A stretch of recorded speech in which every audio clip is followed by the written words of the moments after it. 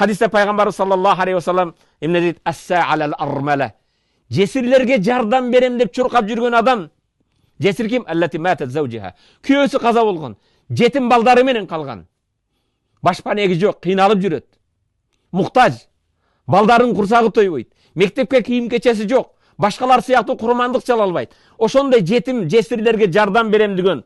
Ау мискин же муктаж болуп, карызын төлөй албай, муктаждыктан ооруп, дары-дармекке тыйын жок, мискин болуп, байкуш болуп үйүндө отурганга кыйналып жаткан мискин. Я Расулалла, буга эмне дейсиң же? Кал мужахид. Жардам берген адам фи сабил Аллах жолунда жихад кылган сыяктуу. Аул кайым биллейл.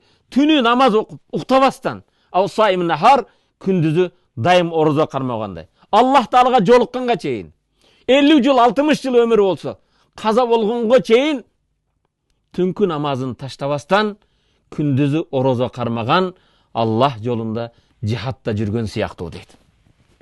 Кегиле урматтуу мусулман бир тууган. Бул хадисти биз уктук. Бирок уккандан кийин буга тажрыйбада биз амалда ишке ашырабызбы?